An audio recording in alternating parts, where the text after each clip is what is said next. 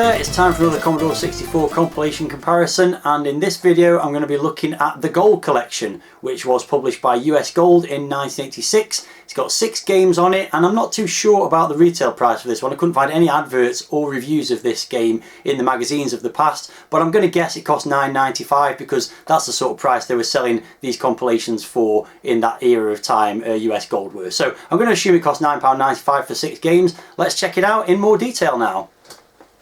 As always, I'll begin by taking a look at the packaging for the game, and as you can see, very US Gold focused. It says the Gold Collection on it. It's got the US Gold logo in the O of the word gold, and the 6 games on this are Talladega, Ghost Chaser, Dropzone, Tapper, Spy Hunter and Beachhead. Now Tapper and Spy Hunter I've already played in another edition of this series because they were published in the Arcade Hall of Fame compilation by US Gold, which was released in 1985. So I'm not going to be redoing my reviews of those. I'm just going to be reusing the same content that I did for that review. There's no point saying anything different about them because I don't really have anything to say different about them. So anyway, aside from that, we've got a rainbow in the background and also some lightning, so a bit weather focused for some reason. The spine has just got the Gold Collection written on it and Commodore 64 sort of confirmation of which system it is, or some waffle that I'm talking currently. On the back there we've got the US Gold address and phone number, which was in Birmingham. As you can see, this confirms it was released in 1986,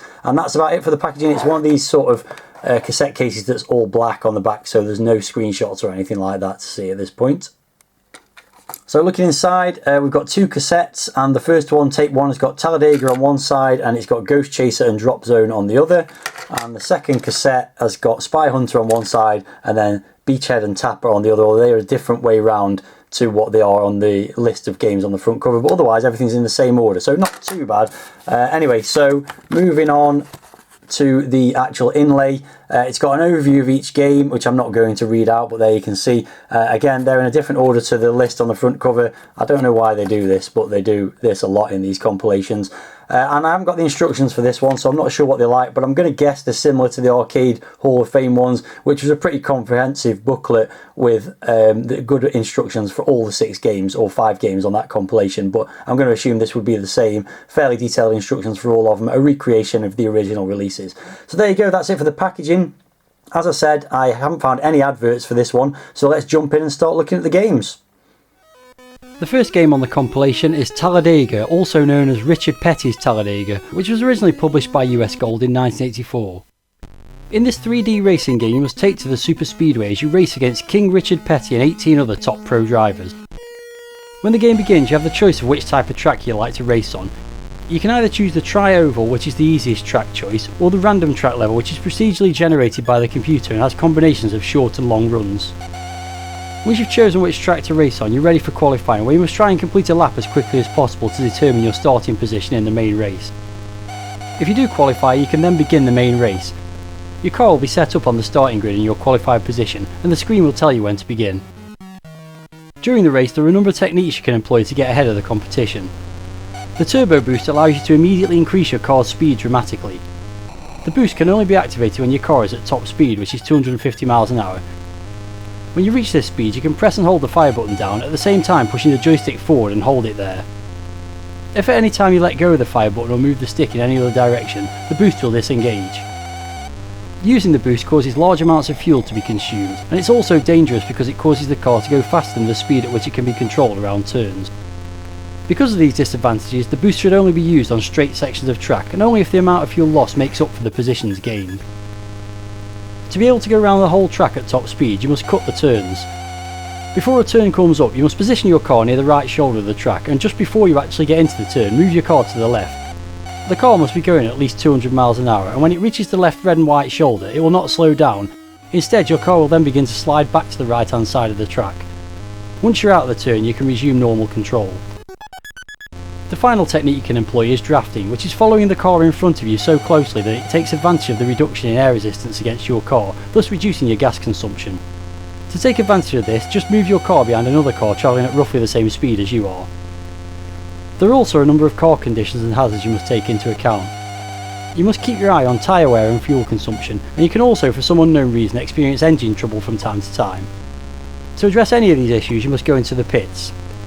You must also be careful not to collide with any of the other cars. A collision can be caused by running into a car that's stopped on the track, by stopping on the track and being run into from behind, or by sliding out of a turn so quickly that you seriously hit another car.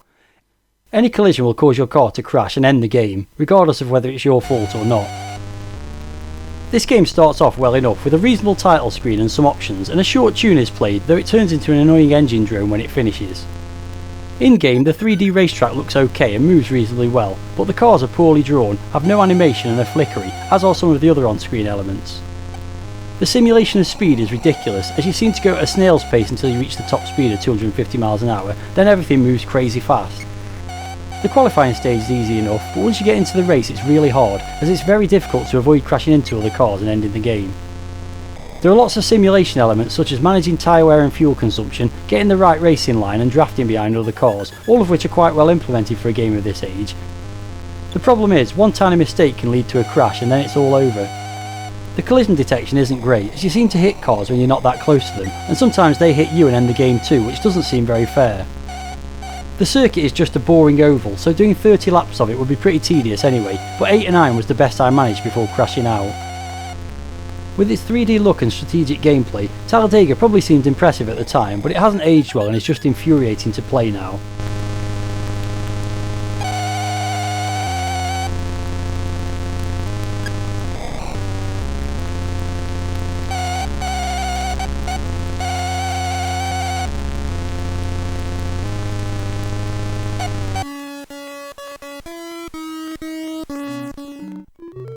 The second game on the compilation is Ghost Chaser.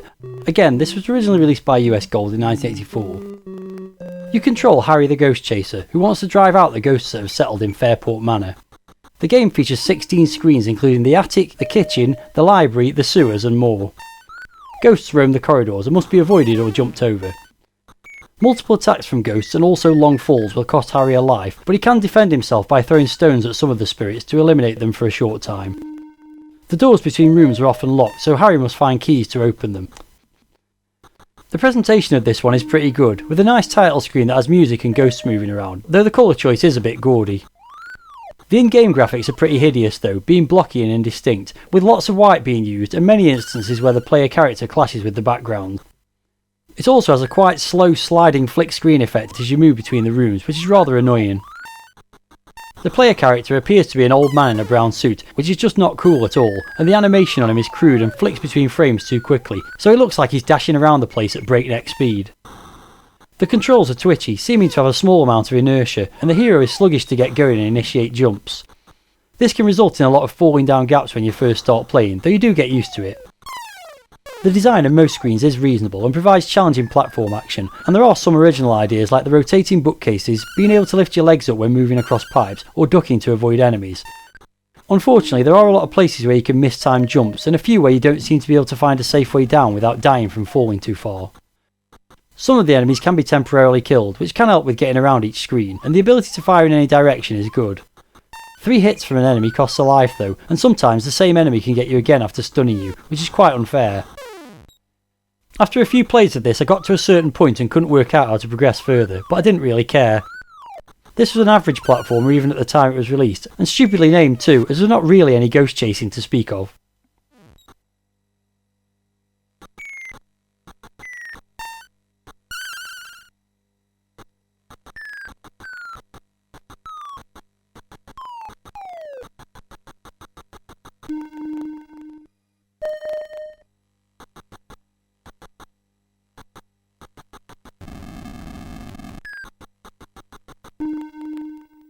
Next up we have Dropzone, which again was originally released by US Gold in 1984. It's the year 2085 and only a handful of people have survived the devastating robot wars. In a final bid for human survival, the people of Earth have united to develop the ultimate transportation, a tachyon-propelled star cruiser capable of travelling to fresh new star systems. The tachyon drive relies on bombarding very rare Ionian crystals with quarks, but all the Earth's resources of the crystals were used up developing the prototype, and so a consignment of men has been dispatched to the hostile young planet of Io, one of Jupiter's moons. Not long after building a moon base in the flat bed of a large crater, the first wave of aliens arrived from Jupiter to rid their moon of the human invaders. It's your mission to protect the men and their crystals from marauding aliens. You've been equipped with the latest pulse laser backpack system capable of carrying an extra man and becoming invisible and indestructible for short periods of time. You also have a number of smart bombs at your disposal. You must safely escort each surviving man and his crystals back to the drop zone where the landing pad of the moon base is located. You start the game with a consignment of 8 men to rescue, 15 seconds of cloaking power, 3 lives and 3 smart bombs. You get a bonus life and stratobomb for every 10,000 points you reach and 7 seconds extra cloaking power for each wave completed. A wave is completed by destroying all the aliens on the level and landing all the men back at the moon base. You receive bonus points at the end of every attack wave for the number of rescued men multiplied by the wave number, up to a maximum of 500 points per man. Every 5th wave a fresh consignment of men arrives, and prior to this round you'll have to battle through a trailer invasion wave. When I looked at the Magnificent 7 in my last video in this series, I probably upset a few people by giving quite harsh opinions on Head Over Heels and The Great Escape, and now I'm definitely going to upset a few more with my thoughts on Dropzone. Yes, I totally accept that this is a classic of the early C64 era and a brilliant technical achievement by the late Archie McLean, but I just don't like it that much. Let's start with the positives though. The graphics and scrolling were superb for the time, resulting in a super fast game with excellent laser and particle effects, enemy sprites flying all over the place, and a detailed status panel including the obligatory radar view. There's also excellent arcade style presentation on the title screen, with an overview of the enemy types and a high score table. I do think this is a great derivative of the arcade classic Defender, with simpler controls making it a better game in my view, but it's almost as frustrating as the game that inspired it. It's difficult right from the start and gets really hard within a couple of levels. The controls are responsive but also twitchy, and you bounce off the landscape a lot and move so fast that it's easy to collide with the hordes of enemies. You have loads of firepower, but despite that it's often really hard to hit enemies, especially the tracers. It's also tough to remember to use the smart bombs and cloaking device in the heat of the action, and even if you do, the distraction of reaching for the keyboard to engage them can be fatal. I can't dispute the quality of the game at all, but I just never got on with it. I really gave it a fair chance this time, playing over 20 games and occasionally having a fairly good one, but equally would often lose a life within a few seconds of starting the first stage on some games. To me that's just not fun, and as a result I do think it's a good game, but it's just not for me.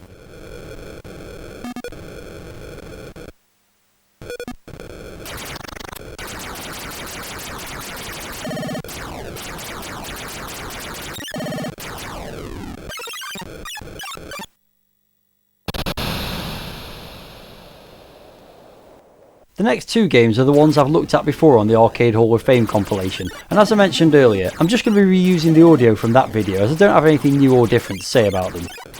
Both are conversions of arcade games originally released in 1983 by Bally Midway, and the first of the 2 games is Tapper, which was published by US Gold in 1984. You play the role of a frenzied bartender trying to keep the never-ending flow of thirsty customers well watered. You'll have to keep slinging drinks, collecting your tips and occasionally guessing which cans of soda the soda bandit has shaken. In order to advance through each of the different bar scenes, you must successfully serve the customers as they approach you at each bar. When a customer finishes his drink, he'll sling his mug back to the bartender. You must catch the empty mug or lose a life. To pick up extra points, you may collect the tips customers will occasionally leave on the bar. When you grab the tip, a duo of dancing girls appears on the stage, but be careful, because when they do, the customers will naturally turn around to see them, and while their backs are turned, any mug you sling will end up on the floor. You mustn't allow customers to get all the way to the bartender's end of the bar without a drink. If you do, the disgruntled customer will sling the bartender down the bar. Every few rounds you'll participate in a bonus stage. The bartender waits at the side of the bar as a soda bandit appears, and he'll shake 5 of the 6 soda cans on the bar and shuffle them around. When he's finished moving the cans around, move the bartender over to the can you think was not shaken by the bandit, and if you've chosen the unshaken soda can, you'll receive 3,000 bonus points. Things don't get off to a great start with this conversion as it's got no title screen and a very ugly text-based menu, but there are lots of options including number of players, difficulty levels and controls, and there's a basic demo mode as well. It's got the typically chunky graphics you expect from an early Commodore 64 game, but they are a good recreation of the arcade version. One nice detail is that you see a nice animation as the customer's drink levels go down. Sound-wise it's acceptable too, with the spot effects from the arcade game presence and the familiar tunes giving a satisfying SID vibe. Of course what really matters is the gameplay, and that's very accurate, starting off slowly but soon getting just as frantic as the arcade game, and just like that version it's really hard to get past level 4. All the expected gameplay elements and scoring techniques are present, but I did find a couple of niggles. I sometimes found the fire button a little slow to respond, getting stuck mid-pour, and the bartender seems slightly slower running down the bar to collect tips and glasses. Speaking of speed, the game slows down quite a bit when there's lots of customers on screen, and speeds up when there's less. That perhaps suggests a little bit of inexperience from the programmer, and that's reinforced by the game being a little bit glitchy at times. When you get to the bonus stage, it's painfully slow as the bandit takes ages to shake all the cans. I also noticed that this stage is Mountain Dew themed rather than either Budweiser or root beer, which were both seen in variants of the arcade game. Tapper's an arcade game that I've played a lot and I'm pretty fond of, and while this isn't a perfect conversion, it's a solid and playable offering for the time.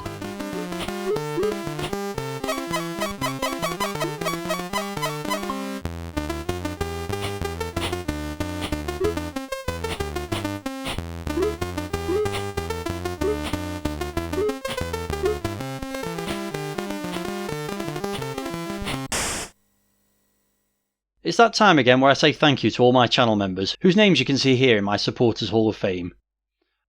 If you're enjoying this video and would like to join these fine folks and support my efforts, why not become a member yourself? For a monthly fee starting from just 99p, you can get access to the special membership perks shown on screen, and more besides. If you're interested, then please click on the join button below this video for more information.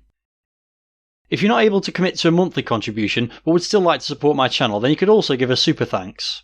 This one-off donation gives you a highlighted comment on whichever video you choose to click the button on, and anyone doing this will also get a shout out from me on a subsequent video. The super thanks button can be found below every video I produce.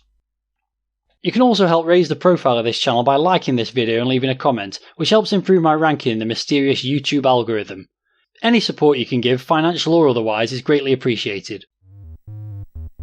The penultimate game on the compilation is Spy Hunter, and I'm beginning to sound like a stuck record here because this is another one that was originally released by US Gold in 1984. You play the role of a world-class spy driving for your life in your ultra-equipped turbocharged spy-mobile.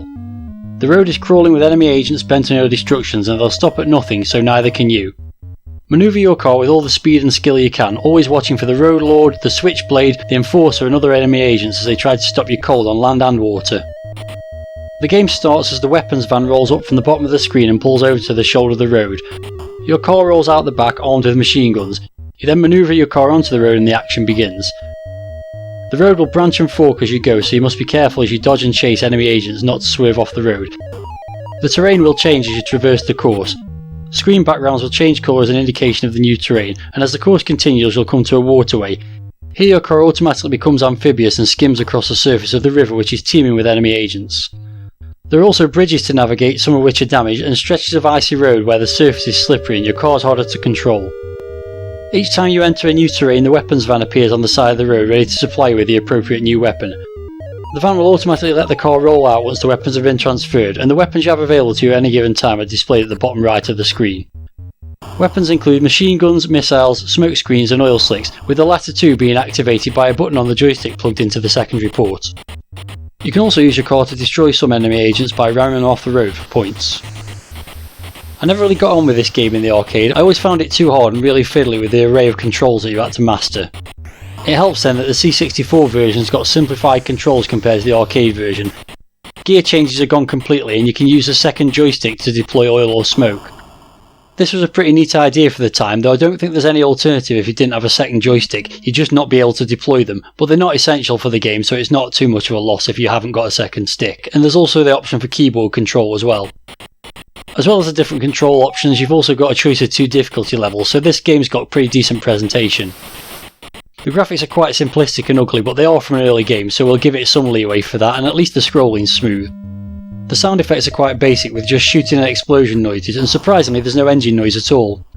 The rendition of the classic Peter Gunn theme is pretty good though, so it's a shame it goes off as soon as you've been hit until another upgrade van shows up. Just like in the arcades, this is a pretty tough game, though it is mitigated a little by the unlimited lives while the timer's running down. Once that runs out though, you've got to be really careful, and it can be quite unfair at times as you get knocked off the road as soon as you start by enemies or neutral cars bumping into you as soon as you set off. The Switchblade cars are particularly annoying as sometimes they get you before you have a chance to react, such as when setting off or when you're moving fast and they appear on the screen in front of you. It's also really hard to knock the indestructible cars off the road without travelling at high speed. It's hard to maintain a high speed as it's difficult to react to forks in the road when you're pushed higher up the screen as you move faster. I feel the game could scroll faster without moving your vertical position, and I think this is a symptom of the game running in the horizontal orientation on the Commodore 64 as opposed to the vertical screen orientation of the arcade game. The game becomes more fun and generally a little bit easier when you get on the water, and the transition between the two environments is done well. If you make it far enough through the game you'll have to face off against a helicopter, but if you haven't picked up the missiles from the weapons van then you've got no chance of progressing from this point. When all said and done, this is a fair conversion of a game I'm just not that big a fan of. It hasn't aged particularly well, but I can see why it was highly praised at the time, and I did enjoy the C64 version more than the arcade.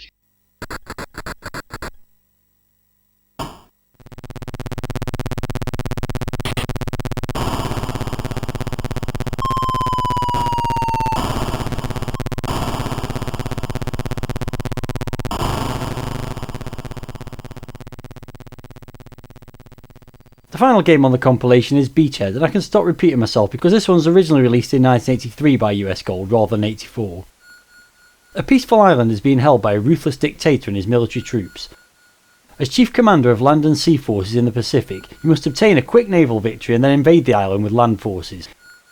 If your troops succeed in penetrating the island defence system, the most difficult challenge still remains, capturing the enemy fortress of Kunlun. Beachhead is a multi-screen action game which requires different skills and provides new sequences as you progress through the game. The game begins on the aerial reconnaissance screen where you must use the joystick to navigate your fleet across the map. There are two options for progressing in the game at this point. You can either go through a hidden passage to try and get the jump on the enemy, or engage them directly. If you choose to go through the hidden passage, you must navigate your ships using rotational controls, avoiding all rocks, torpedoes and mines to get from one side of the screen to the other. When a ship has passed through safely, it is displayed in blue on the status bar. You will inevitably end up engaging the enemy fleet, and this takes the form of two stages. The first is called General Quarters, and planes will take off from either end of an aircraft carrier on screen and come towards you. When they're close enough, they'll launch bombs at you and then swoop off. You must move your gun turrets left and right and then use up and down to alter the elevation of your guns, before pressing fire to release a burst of anti-aircraft fire. 10 planes must be shot down to proceed to the next phase if you've gone through the hidden passage, but if you've attacked the fleet head on, then 30 planes must be destroyed. The next level is called Battle Stations and takes place on the same screen, but now you're attacking the enemy ships rather than the planes. Movement and firing of your gun turret is the same as in the previous stage, but now you must use the degree of elevation to estimate the distance that each ship is away from you. After each shot you'll get feedback on how close you were. In the penultimate stage you finally reach the beachhead, landing 2 tanks per boat that survived the previous stage. You must navigate each tank up and down to reach the end of the beach, shooting any enemies and avoiding all obstacles. Each tank that makes it to the end of the beach has the opportunity to attack the fortress of Kunlun. You must land 10 shells on the fortress to destroy it, but only one target is vulnerable at once, flashing white when you're able to hit it. The fortress is defended by a large cannon that will come to bear on your tank, instantly destroying it when it gets a shot. If you manage to get enough tanks to the fortress and land the 10 shots on target, the enemy will surrender and the mission is complete. This is one of the standout early titles for the C64, and at the time it was released it really put a lot of commercial titles to shame with its range of minigames with different styles of play and objectives, all packed into a single load. Presentation in the game is excellent, with a reasonable title screen, high score table and options for different difficulty levels and an alternating 2-player mode. The graphics are generally great, with loads of variety between stages and smooth movement of all the craft involved. The controls are precise and responsive, especially on the cave and naval battle stages, while the sound effects are quite basic but functional in the context of the game, with gunshots and explosions both simulated well. As I just mentioned, there is a good range of gameplay styles to contend with, such as the maze style of the cave level, accurate shooting in the plane and naval battle stages, and precise movement and blasting in the tank assault section. It then ends with the final attack on the enemy base, which is panic inducing with the large cannon coming to bear on you, adding to the tension of the game. The game is both engrossing and challenging, though it could get a little repetitive over time once you get to grips with the strategy for each stage. Nonetheless, this is a definite early classic for the system, with loads of gameplay and variety compared to many games released in 1983.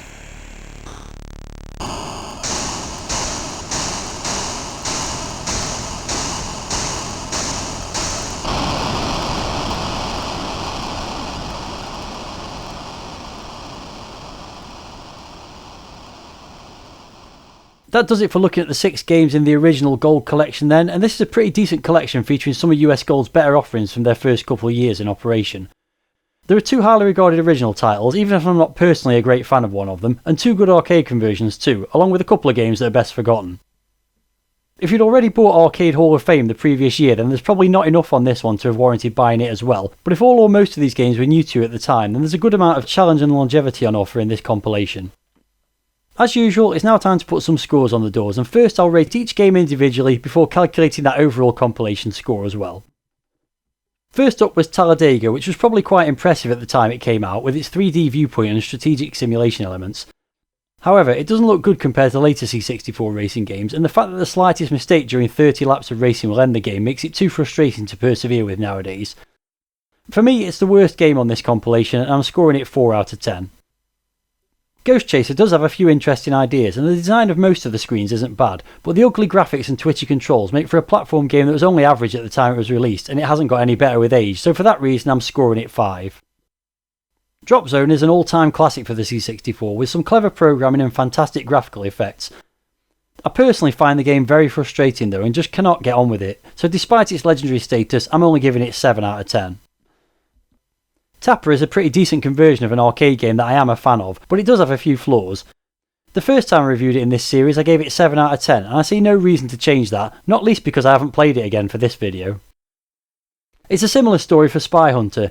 I actually like this home version better than the arcade one due to the simplified controls, but it's not a game I've ever really got into, and so it's another one worthy of 7 out of 10. Beachhead is for me the standout game in this collection, with excellent presentation and a mixture of challenges to test your mettle in the different stages. It might get repetitive the more you play, but for its time there are very few games that matched it for quality, so I'm giving this a score of 8. Assuming you haven't rage quit this video and hit the thumbs down for my score of Dropzone, let's move on to the overall compilation rating, and as usual I'll begin with the packaging.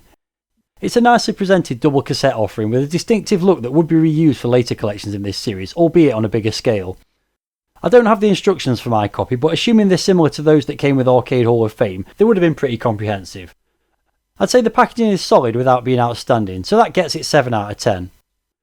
The average score for the 6 games in this package comes out at 6.33, and as for value for money, well, I don't know the cost of this for sure, but I'm assuming it retailed at £9.95 for 6 games, so even if you ignored Talladega and Ghost Chaser, you got 4 good games for about £2.50 each, and all of them offer something different gameplay wise.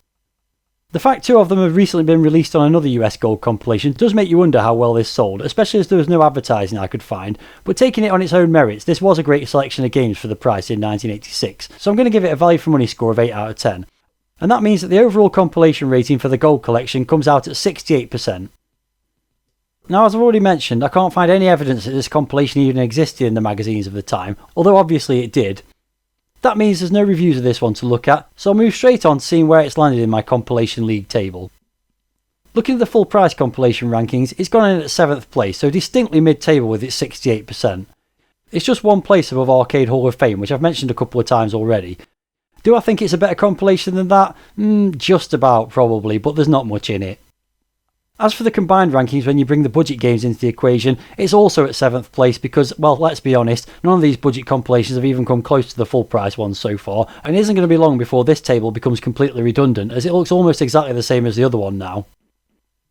That pretty much does it for this edition of the Commodore 64 compilation comparison, except of course for me to ask you, what did you think of this compilation and the 6 games it contained?